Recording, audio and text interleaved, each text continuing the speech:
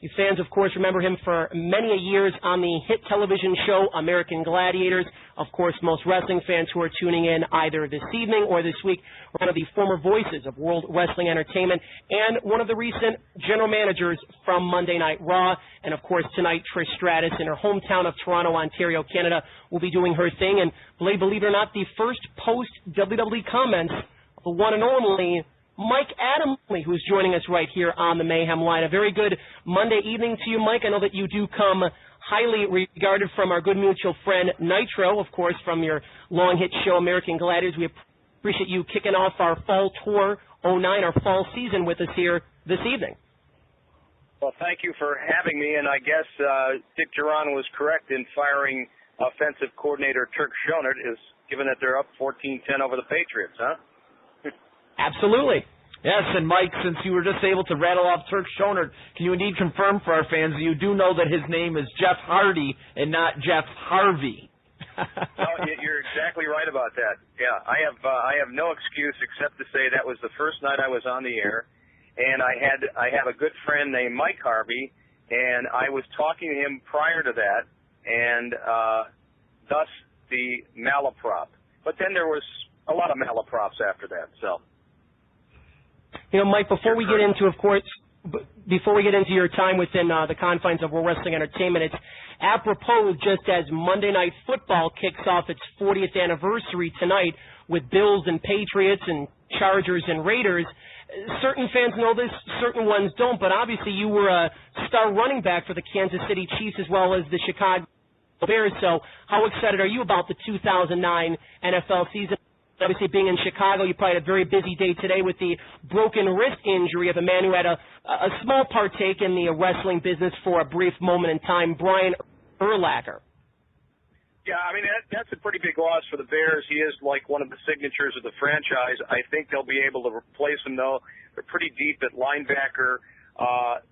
Again, it's a tough loss to lose a guy of his caliber. But the whole team played bad last night against Green Bay, and ironically, it was a game that they still had in their hands, still could have won down to the final half quarter left in the game after that play action fake by Aaron Rodgers that wound up in Greg Jennings' hands. And the Bears were still in it until then, and now they've got a real tough road to hoe in Week 2 as they play the world champions Pittsburgh Steelers.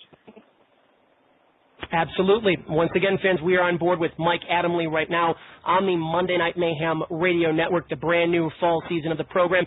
Mike, obviously a lot of fans who are tuning in this evening as well as this week know that you really haven't spoken publicly since parting ways with World Wrestling Entertainment earlier this year. And there are certain superstars and personalities and talent. Whenever they leave any course of or line of work, they're sour grapes, bitter pills that have to be swallowed, so on and so forth.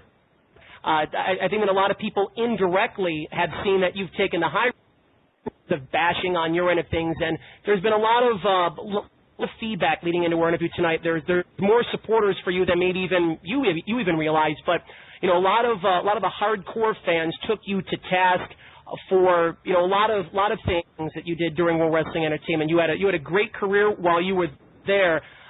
Bring the fans up to speed exactly why you decided to part ways with the WWE earlier this year, and indeed, was it a mutual parting of the ways, or did you just logistically see your career go as far as it could at WWE?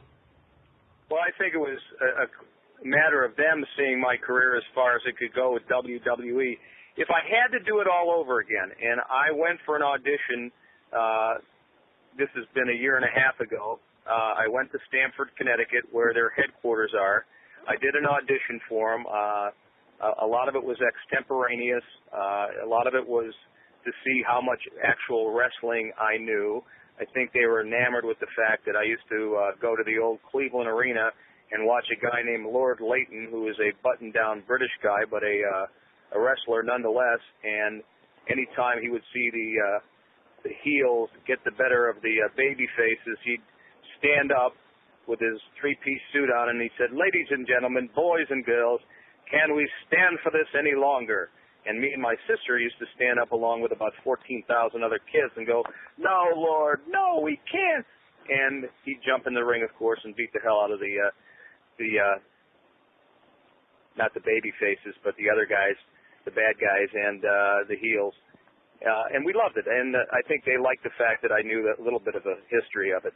I wasn't quite sure what they brought me in for necessarily. I know that JR was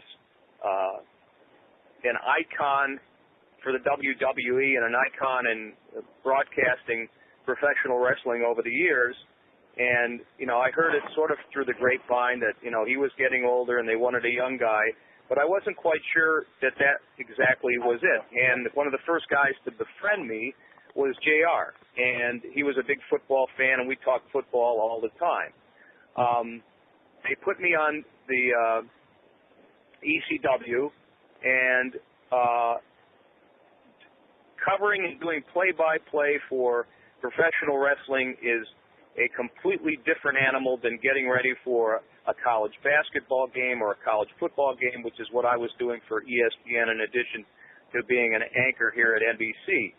I had asked them, once they had decided that that's what they wanted to do with me, be a play-by-play guy, and Dusty Rhodes and I had talked about doing this, is for just for my sake, send me down to Tampa where they work out and just let me call matches until I'm blue in the face so that the nomenclature of the business just rolled off my tongue.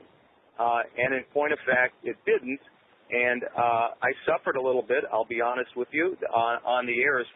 And I got a lot of, criticism from ECW fans. But, you hold it, you kind of take it in stride. And eventually, by just being man enough to come out there and get all the boos, they start liking you. And I think Vince took advantage of the fact that, okay, this guy's a bumblehead, so they made me sort of the bumblehead of the ECW and a guy who was prone to making mistakes. And so I kind of went along with the gag. And I'll stop right there because I'm sure you have another question to ask. That's the first part of how I got indoctrinated into the WWE.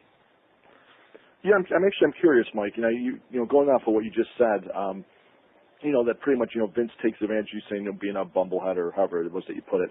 Did it get to the point that when you were announcing that they were actually feeding you lines that were intentional mistakes, trying to make it sound like you're just the new guy who doesn't know what's going on? It's kind of like an inside joke, and it maybe entertained Vince or whatever. But was it that after a while, okay, you made a couple mistakes, you come into the Rumble, you confuse a name, and go on from there.